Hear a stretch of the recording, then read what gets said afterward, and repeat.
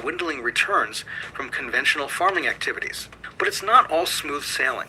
This New Age farming venture has its critics. Arguments against this involvement hinge on concerns about materialism and wealth, ideas that sit uncomfortably with the Amish's religious teachings.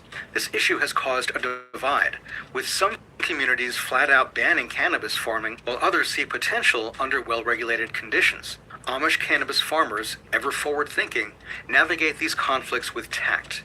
They view cannabis as just another crop, similar to their everyday products like corn or alfalfa. By sticking to their organic manual farming methods, they keep in line with their long-standing environmental ideals, making cannabis farming compatible with their age-old belief system. It's not just within the Amish community where this venture is causing a stir.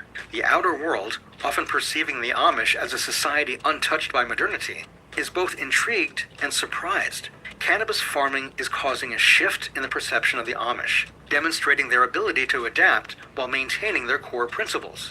It's a bit like rebranding, but without losing their essence.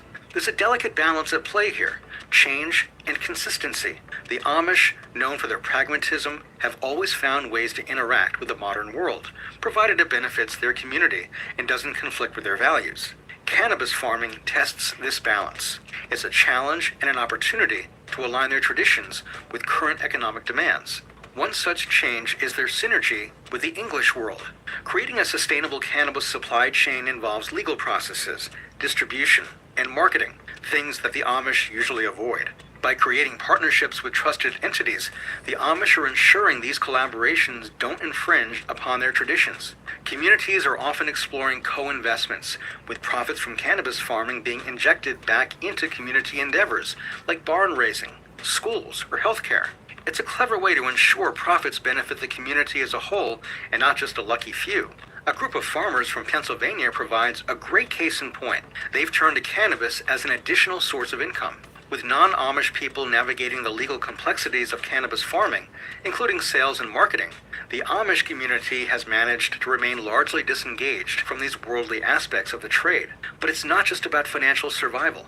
This delve into cannabis farming underscores the Amish's resilience.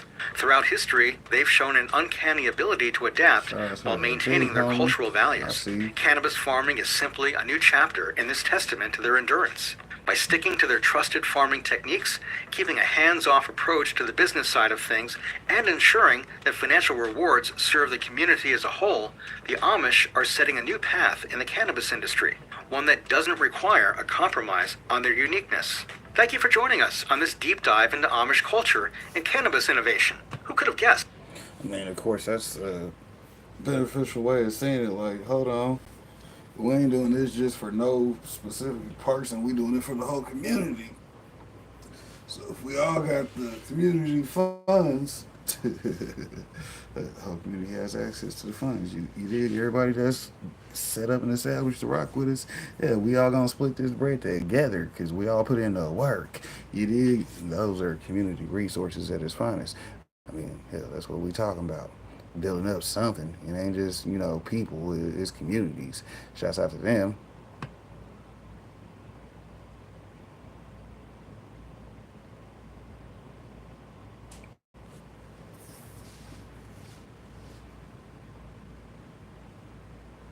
Let's discuss my payment. That time is past. No 5,000 for you. The price is 50. How about your payment is you get to leave? Not enough. Oh, you think you can negotiate with me? I say the word, my nephews go to a certain motel, pay a visit to your daughter-in-law and your little granddaughter. What do you think happens then? Consider your position carefully. I get my money. Or neither of us walk out of here.